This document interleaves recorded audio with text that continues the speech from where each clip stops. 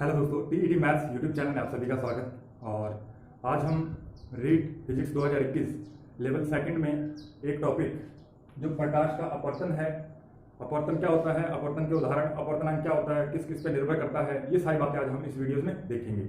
और यहाँ से आपके पेपर में एक क्वेश्चन आने का जो स्कोप है वो 101% होता है, यानी 101% यहाँ से एक आधा साल तो आना ही आना पेपर में।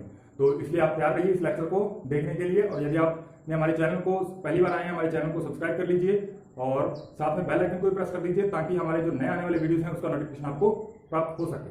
ठीक है, तो देखिए भाई, अपवर्तनांक क्या होता है। पहले हमें देखना पड़ेगा प्रकाश का अपवर्तन क्या होता है। प्रकाश का अपवर्तन क्या है कि जब कोई प्रकाश किरण एक माध्यम से चल के दूसरे माध्यम में प्रवेश करती है तो वो अपने पथ से क्या है, अपने पथ से विचलित हो जाती है। यानी जो उसका रास्ता सीधा होना चाहिए था वो उस रास्ते पर ना जा करके उसके दूसरे रास्ते इधर उधर चली जाती है, यानी अपने रास्ते से क्या भटक जाती है। ठीक है, तो इसी को हम क्या कहते हैं, प्रकाश का अपवर्तन कहते हैं। यानी प्रकाश किरण का एक माध्यम से दूसरे माध्यम में जाने पर जो उन दोनों माध्यमों के पृथककारी जो पृष्ठ है उस पर जब किरण आती है तो वो क्या है, अपना रास्ता जो है बदल लेती है। तो इसी को हम क्या कहते हैं, प्रकाश का अपवर्तन कहते हैं। और इस अपवर्तन में यहाँ पे आपको एक बात और ध्यान रखनी है कि अपवर्तन में आपकी जो आने वाली किरण है वो तभी विचलित होगी यदि वो अभिलंब पे आपतित ना हो। यदि वो अभिलंब पे आपतित है तो वो क्या है, उसके रास्ते में कोई परिवर्तन नहीं होगा, वो जैसे आ रही है ज्यों के त्यों ही उसी रास्ते से आगे सीधी निकल जाएगी, यानी उसके रास्ते में या पथ में कोई भी विचलन नहीं होगा। तो देखिए भी अपवर्तनांक क्या होता है, दोबारा से इसको देखते हैं। तो ये हमने दो माध्यम ले रखे हैं, विरल माध्यम और सघन माध्यम। ठीक है, ये जो माध्यम है ये विरल माध्यम है, प्रकाशित विरल माध्यम, और ये प्रकाशित सघन माध्यम है। ठीक है, ये दो माध्यम हमने ले रखे हैं। अब यहाँ पे ये जो किरण आ रही है ये किसी प्रकाश स्रोत से आ रही है और यहाँ पे हमने विरल माध्यम लिया है। जब ये प्रकाश किरण विरल माध्यम से चल के आती है और ये अभिलंब बना रखा है और ये अभिलंब है यहाँ पे, और ये जो हमारे पास है ये आपतित प्रकाश किरण यहाँ पे आती है, अभिलंब बिंदु से यहाँ पे आपतन बिंदु से टकराती है और इसको जाना तो इस डैश डैश रास्ते सीधा चाहिए था, यानी इसको आना तो इस रास्ते में चाहिए था, डैश डैश करके इस रास्ते में आगे बढ़ना चाहिए था। लेकिन होता क्या है, जब यहाँ पे आती है तो ये अभिलंब की ओर झुक जाती है। आप देखोगे ये जो यहाँ पे जानी चाहिए थी लेकिन ये इतनी इधर झुक गई, तो यहाँ पे ये जो कोण बनता है इसको हम क्या कहते हैं, आपतन कोण, और ये जो आर है इसको हम क्या कहते हैं, अपवर्तन कोण। ठीक है, उसके बाद यहाँ पे आप देखोगे तो ये जो है जब प्रकाश किरण विरल माध्यम से सघन माध्यम में आती है तो वो अभिलंब की ओर झुकती है, ये वाला अभिलंब है तो अभिलंब की ओर झुक गई, तो ये बात आपको ध्यान रखनी है। उसके बाद नेक्स्ट क्या हमसे पूछा जा सकता है कि मान लीजिए सघन माध्यम से कोई प्रकाश किरण चल के आ रही है, सघन माध्यम से विरल माध्यम में प्रवेश कर रही है तो वो अभिलंब से क्या होती है, दूर हटती है। जैसे यहाँ पे आप देख सकते हो ये हमारे पास आपतित प्रकाश किरण थी, इसको इस रास्ते में सीधे चले जाना चाहिए था, लेकिन यहाँ पे अपवर्तन होता है, अपवर्तन के कारण ये जो प्रकाश किरण है अभिलंब से दूर हट जाती है। ठीक है, ये वाली आपतित प्रकाश किरण अभिलंब से दूर हट जाती है कब, जब ये सघन माध्यम से विरल माध्यम में आती है। इतनी बात आपको समझने में कोई डाउट नहीं होगा। तो नेक्स्ट जो हमारे पास है ये तीसरी कंडीशन जो मैंने आपको बताई थी कि ये अभिलंब पे आपतित नहीं होनी चाहिए। यदि ये अभिलंब पे आ रही है तो इसके रास्ते में कोई परिवर्तन नहीं होगा, ये सीधे ही दूसरे माध्यम में चली जाएगी। माध्यम चाहे कोई सा भी रहा हो, मान लीजिए ये माध्यम सघन है और ये विरल है, कोई दिक्कत नहीं है। अगर ये सघन है मतलब ये विरल है तो ये सघन है तो कोई दिक्कत नहीं। ये अभिलंब पे यदि आएगी तो ये मतलब बिना अपने रास्ते से विचलित हुए सीधी निकल जाती है। तो ये बात आपको समझ में। नेक्स्ट देखिए अपवर्तन के नियम। अपवर्तन के हमारे पास दो नियम है। पहला नियम जो आपने प्रवर्तन में पढ़ा था बिल्कुल वैसा ही है, आपतित प्रकाश किरण, एक तो ये आपतित प्रकाश किरण और आपतन बिंदु पर अभिलंब, तो ये वाला अभिलंब जो है, और अपवर्तित किरण और ये अपवर्तित किरण, तीनों एक ही पृष्ठ पे या एक ही तल पे होनी चाहिए, तीनों एक ही तल में होती है। ये सिंपल सा पहला नियम है। दूसरा नियम जिसे हम स्नेल का नियम कहते हैं, ये क्या होता है, ये स्नेल का नियम क्या कहता है कि हमारे पास जो आपतन कोण है उसका साइन लीजिए और जो अपवर्तन कोण है उसका साइन लीजिए, तो इन दोनों का अनुपात निकालिए तो वो क्या हमेशा क्या रहेगा, एक नियतांक आएगा। ठीक है, जैसे मान लीजिए यहाँ पे ये माध्यम जो है हमने पहला माध्यम ये विरल माध्यम, मान लीजिए यहाँ पे हवा है और ये सघन माध्यम, यहाँ पे हम पानी या कांच वगैरह कुछ भी ले सकते हैं। तो अब यहाँ पे आप देखोगे कि आई का मान लीजिए आई जो है 30 डिग्री है और आर का मान लीजिए कितना है 20 डिग्री या कुछ भी मान लीजिए। तो इन दोनों का आप यदि यहाँ पे साइन के साथ इसका अनुपात निकालोगे, मान लीजिए ये आ गया 1.3 आ गया, मान लेते हैं, तो मान लीजिए 1.3 आ गया। अब आप इस एंगल को बढ़ा दीजिए, 40 कर दीजिए, ये मान लीजिए 30 हो गया, तो यहाँ पे फिर से आप निकालोगे तो ये कितना आएगा, ये अभी भी क्या होगा 1.3। तो यानी ये एक नियतांक यानी एक नियत रहता है, ये चेंज नहीं होता कि नहीं दो माध्यमों के लिए। ठीक है, तो इसी को हम क्या कहते हैं, स्नेल का नियम कहते हैं। यानी आपतन कोण जो है उसकी हम साइन एंगल के साथ हम उसको कैलकुलेट करें और जो अपवर्तन कोण आर है उसको हम साइन एंगल के साथ कैलकुलेट करें और दोनों का यदि हम रेशियो निकालें तो वो क्या रहता है, हमेशा एक नियतांक होता है, कांस्टेंट होता है। इसे हम क्या कहते हैं, स्नेल का नियम। और ये जो कांस्टेंट आता है, ये जो μ21 हमने इसको लिख रखा है, ये जो कांस्टेंट है इसी को हम क्या कहते हैं, इस माध्यम का अपवर्तनांक। क्या कहते हैं? माध्यम का अपवर्तनांक। अब इसको पढ़ने का तरीका क्या रहेगा? जैसे ये μ21 बराबर sin i बटा में sin r लिखा हुआ है, तो इसका मतलब है कि माध्यम 2 का अपवर्तनांक 1 के सापेक्ष, यानी माध्यम 1 के सापेक्ष 2 का अपवर्तनांक आएगा, माध्यम दूसरे का अपवर्तनांक ये हमें बताएगा। ठीक है, तो उम्मीद है कि ये बातें आपको समझ में आई होंगी। स्नेल का नियम ये आपको ध्यान रखना है। उसके बाद ये जो यहाँ पे हमारे पास ये जो अपवर्तनांक आया, यदि माध्यम का अपवर्तनांक, यदि माध्यम हमारे पास 1, 2 और 3 इस तरह के कोई माध्यम दे रखे हैं, तो उसके लिए हमें एक विशेष कंडीशन याद रखनी है कि μ12 और गुणा में μ23 और गुणा में μ31 बराबर क्या होता है? इक्वल होता है। यानी इन तीनों जो माध्यम है हमारे पास, उनका अलग अलग हम एक दूसरे के सापेक्ष यदि क्या करें, उनका अपवर्तनांक ज्ञात करें, तो कितना आएगा हमारे पास? 1 आएगा। कितना आएगा? उनका गुणा करें तो क्या आएगा? 1 आएगा। ये बात आपको ध्यान रखनी है। इसका यूज हम न्यूमेरिकल क्वेश्चन में करेंगे। जैसे अभी जो पिछले कुछ दिनों में क्या है, कलाम अकेडमी जो स्पीकर है, उसमें भी उसने जो प्री रीड का एक जो ऑफलाइन एक पेपर का आयोजन करवाया था, उसमें भी इस फॉर्मूले पे संबंधित एक क्वेश्चन पूछा गया था। और जो 10वीं की बुक्स है आरबीएससी की, तो उसमें भी एक न्यूमेरिकल क्वेश्चन दिया हुआ है। तो उस न्यूमेरिकल क्वेश्चन को हम कैसे करेंगे, उसके लिए हमें ये फॉर्मूला याद रखना पड़ेगा। और कोई भी हमें 2 माध्यम का अपवर्तनांक दे देगा, हमें तीसरे का पूछ लेगा, तो तीसरे का हम कैसे कैलकुलेट करते हैं वो हम आगे आने वाले नेक्स्ट क्वेश्चन में मतलब जब हम ये टॉपिक कंप्लीट हो जाएगा तो हम इसके आंतरिक प्रश्न भी करेंगे, तो वहां पे आपको ये स्थितियां जो है वो स्पष्ट हो पाएंगी। उसके बाद निरपेक्ष अपवर्तनांक हमें पढ़ना पड़ेगा। निरपेक्ष अपवर्तनांक क्या होता है? जब हम हमारे पास पहला माध्यम निर्वात हो तथा दूसरा कोई भी माध्यम ले ले, पहला माध्यम क्या होना चाहिए? निर्वात होना चाहिए। दूसरा माध्यम हम कोई भी ले सकते हैं, तो इस समय जो अपवर्तनांक आएगा उसी को हम क्या कहते हैं? निरपेक्ष अपवर्तनांक। ठीक है, इसको कैलकुलेट करने का जो फॉर्मूला है म्यू बराबर CV/CM। अब ये CV क्या है?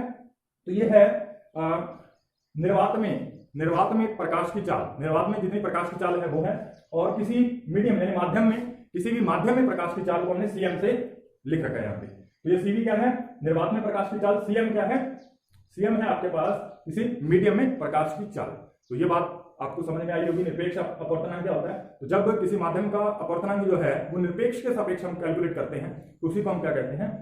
क्या कहते हैं? निरपेक्ष अपवर्तनांक कहते हैं। उम्मीद है कि ये बात आपको। नेक्स्ट देखिए, हमारे पास है अपवर्तनांक जो है वो किस किस पे निर्भर करता है। तो यहाँ से क्वेश्चन जो है वो बनने की बहुत ज्यादा संभावना रहती है कि अपवर्तनांक किस किस पे निर्भर करता है।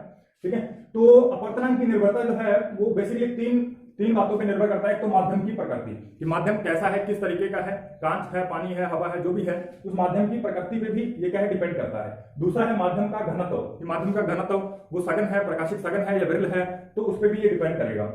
तीसरा है प्रकाश की तरंग दैर्ध्य या रंग। ठीक है, प्रकाश की तरंग दैर्ध्य यानी लैम्डा पे भी ये क्या है? निर्भर करता है।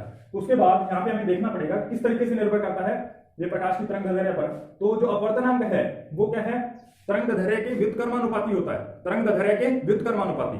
व्युत्क्रमानुपाती का मतलब यदि हम यानी लैम्डा यानी इसकी तरंग दैर्ध्य को बढ़ाएंगे तो अपवर्तनांक क्या होगा? कम होगा। यदि हम लैम्डा को बढ़ाते हैं तो अपवर्तनांक क्या होगा? कम होगा। ये बात हमें ध्यान रखनी है। और दूसरा टेम्परेचर पे, यहाँ पे लिखा है टेम्परेचर पे भी ये निर्भर करता है।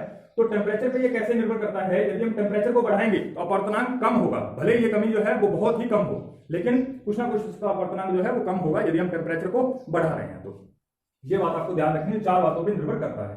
अब यहाँ पे हमें ध्यान रखना है कि ये जो लाल रंग है इसकी तरंग दैर्ध्य आप देखोगे, ये जो सातों के सातों कलर आपके सामने लिख रखे हैं, बिब गयोर से आप इसे याद करते हो। ठीक है, तो यहाँ पे ये सातों कलर जो हमने लिख रखे हैं, और यहाँ पे हमने देखा कि जैसे जैसे हम लैम्डा यानी इसकी तरंग दैर्ध्य को बढ़ाते जाएंगे तो वैसे वैसे क्या है? उसका अपवर्तनांक, माध्यम का अपवर्तनांक जो है वो कम होता जाएगा। ठीक है, तो यहाँ पे आप देखिएगा, यहाँ पे आप देखोगे तो यहाँ पे जब हम इस बैंगनी कलर से लाल रंग की ओर जाते हैं, इस तरीके से हम यहाँ पे इधर से इधर जा रहे हैं, यानी बी से हम आर की तरफ जा रहे हैं, बैंगनी से लाल की तरफ जा रहे हैं, तो यहाँ पे क्या होता है? इसकी तरंग दैर्ध्य धीरे धीरे बढ़ती जाती है। अगर तरंग दैर्ध्य बढ़ रही है तो इसका अपवर्तनांक क्या होगा? उसके रिवर्स यानी कम होता जाएगा। यानी तरंग दैर्ध्य बढ़ती है, अभी हमने देखा यदि हम तरंग दैर्ध्य को बढ़ाएं तो अपवर्तनांक कम होता है। तो जैसे हम इधर से बी से आर की तरफ जाते हैं तो क्या होता है? तरंग दैर्ध्य तो बढ़ती है लेकिन अपवर्तनांक जो है वो क्या होता है? कम होता है। तो यहाँ पे आप देखोगे तो ये जो बी है यानी वोलेट यानी बैंगनी कलर जो है उसकी तरंग दैर्ध्य जो है वो सबसे कम होती है, अतः इसका अपवर्तनांक जो है वो सबसे ज्यादा होगा। और जो रेड कलर है इसकी तरंग दैर्ध्य सबसे ज्यादा होती है और जिसके कारण इसका अपवर्तनांक जो है वो सबसे कम होगा। तो ये 2 बातें आपको ध्यान रखनी है। आपके पेपर में क्वेश्चन में आपको कोई भी 2 कलर दे सकता है और पूछेगा कि इनमें क्या है, किसका अपवर्तनांक ज्यादा होगा। तो आपको ये वाला जो याद रखना है, ये जो अपवर्तनांक है वो इसकी तरंग दैर्ध्य के व्युत्क्रमानुपाती होता है। ठीक है। या फिर आपसे पूछ सकता है टेम्परेचर को बढ़ाएंगे तो अपर्तनांक पे क्या प्रभाव पड़ता है, तो अपर्तनांक कम होता है। ये बात हमें ध्यान रखनी है, ठीक है। और ये सारी बातें आपको याद रखनी इंपॉर्टेंट है। यहाँ पे जो भी कुछ लिखा हुआ है सारा इंपॉर्टेंट है। हमने क्या है, बहुत सारी बुक्स का अध्ययन करके वहां से जो ये की पॉइंट है उनको उठाया है, और यही हमारे पेपर में पूछे जाने की संभावना है, और यहाँ से एक क्वेश्चन बनेगा ही बनेगा, ठीक है। तो उसके बाद हमें अपर्तनांक का क्रम भी याद रखना है, अपर्तनांक का क्रम भी याद रखना है, क्योंकि कई बार सीटेट इत्यादि में क्वेश्चन पूछा जा चुका है। तो उसके अंतर्गत क्या है, यहाँ पे आपको यहाँ से 4 ऑप्शन या 3 ऑप्शन दे देगा, और आपको कहेगा कि इनको क्या है, अपर्तनांक के बढ़ते हुए क्रम में लिखिए, या इसको घटते हुए क्रम में लिखिए, या इनमें से सबसे ज्यादा अपर्तनांक किसका होगा, या इनमें से सबसे कम अपर्तनांक किसका होगा। तो ऐसे करके ये क्वेश्चन पूछेगा। तो उसके लिए हमें इनका अपर्तनांक थोड़ा बहुत आइडिया होना चाहिए कि किसका अपर्तनांक ज्यादा है, किसका अपर्तनांक कम होता है, इनका क्रम क्या है। तो ये जो लिखा हुआ है यहाँ पे आपको इतनी चीजें याद रखनी है। यहाँ पे जो लिख सकते हैं निर्वात वायु, पानी, केरोसिन, ग्लिसरीन, टार्पिन और कांच और CS2 और यहाँ पे हीरा, यानी ये इतनी चीजें लिख रखी हैं। तो क्वेश्चन बनेगा आपके पेपर में इसी से बनेगा, क्योंकि ये जो चीजें हैं ये हमने 10वीं की जो RBSE बुक्स है उनमें से ये टॉपिक हमने उठाया है। तो वहां पे ये आपको मिल जाएगा, ये टेबल बनी हुई। तो उसके अंदर क्या है, निर्वात जो है, निर्वात का जो अपर्तनांक है वो 1 होता है, और वायु का अपर्तनांक 1.0003 होता है, और पानी का अपर्तनांक 1.33 होता है, और केरोसिन का 1.44, ग्लिसरीन और तारपीन इनका क्या लगभग सेम ही होता है 1.47। उसके बाद कांच का 1.5, और उसके बाद CS2 यानी कार्बन डाइसल्फाइड, इसका होता है 1.64। ये बात आपको ध्यान रखनी है। उसके बाद हीरे का अपर्तनांक सबसे ज्यादा 2.42, ठीक है भाई, ये बात आपको ध्यान रहेगी। और इसका क्रम देख लीजिए, निर्वात का सबसे कम, उससे ज्यादा थोड़ा वायु का, फिर पानी का, फिर केरोसिन का, इस तरह से बढ़ता जाएगा। लास्ट में हीरे का सबसे ज्यादा 2.42 आ जाएगा। ये बात उम्मीद है कि आपको समझ में आ रही होगी। उसके बाद हमें अपवर्तन के उदाहरण क्या क्या हो सकते हैं वो भी हमें थोड़ा ध्यान में रखने हैं, क्योंकि अपवर्तन क्या करता है, अपवर्तन में जैसे आपने देखा होगा, पहला एग्जांपल इसका देखते हैं, तारों का टिमटिमाना। तारे जो है वो हमें रात को टिमटिमाते हुए दिखाई देते हैं। क्यों? क्योंकि हमारा जो वायुमंडल है उसमें विभिन्न परतें हैं, और उन परतों में जो घनत्व है, वायु कण है, धूल कण है, या फिर कुछ गैसें हैं, उनका जो घनत्व है वो प्रत्येक परत का क्या है, अलग अलग है। तो वहां पे माध्यम क्या लगातार चेंज हो, जब भी तारों से प्रकाश जो चल के हमारे नेत्र तक पहुंचता है, तो वो वहां नेत्र तक पहुंचने में कई बार क्या है, अपवर्तित हो चुका होता है। तो इसलिए क्या है, हमें उसकी कंडीशन में क्या है, आभासी चेंज महसूस होता है, यानी हमें लगता है कि ये तारा जो है वो टिमटिमा रहा है। तो ये तारों का टिमटिमाना आप याद रखोगे। और पानी में रखे सिक्के का ऊपर उठा दिखना, आपने देखा होगा, पानी से भरा हुआ बर्तन है हमारे पास कोई भी, तो उसमें हम एक सिक्का रख देते हैं जो कि पूरी तरह पानी में डूबा हुआ है, मतलब तल पे रखा हुआ है। तो जब हम उसको देखेंगे तो हमें हल्का ऊपर दिखेगा, उससे कुछ ऊंचाई पे दिखेगा। तो ऊंचाई पे दिखने का कारण क्या है, उसका भी कारण अपवर्तन है, क्योंकि सिक्के से आने वाला प्रकाश किरण में जब माध्यम चेंज होता है, जब वो जो जल का पृष्ठ है, जल का जो ऊपरी पृष्ठ है, वहां पे प्रकाश किरणें आती है, तो वहां से माध्यम जो है वायु में प्रवेश करती हैं, तो वहां पे माध्यम चेंज हो जाता है, जिसके कारण अपवर्तन की घटना होती है, और उसके कारण सिक्का जो है हमें वास्तविक स्थिति से थोड़ा ऊपर उठा हुआ दिखाई देता है। ये बात आपको ध्यान रखनी है। उसके बाद पानी में डूबी हुई पेंसिल का मुड़ा हुआ दिखाई देना, ये भी बिल्कुल उसी तरीके से है जैसे हमने सिक्के का एग्जाम्पल समझा। तो पानी में डूबी हुई पेंसिल भी अपवर्तन के कारण थोड़ी मुड़ी हुई दिखाई देती है। तो अग्रिम सूर्योदय व पश्च सूर्योदय, तो ये सूर्योदय और सूर्यास्त के समय हमें मालूम होना चाहिए कि सूर्यास्त जो है होने के बाद भी हमें 2 मिनट बाद भी सूर्य दिखाई देता रहता है, और सूर्योदय होने के पहले 2 मिनट पहले ही हमें लगभग क्या है, वो सूर्य का आभास होना स्टार्ट हो जाता है, और हमें लगता है कि सूर्योदय हो चुका है, जबकि वास्तव में वहां पे सूर्योदय नहीं हुआ होता।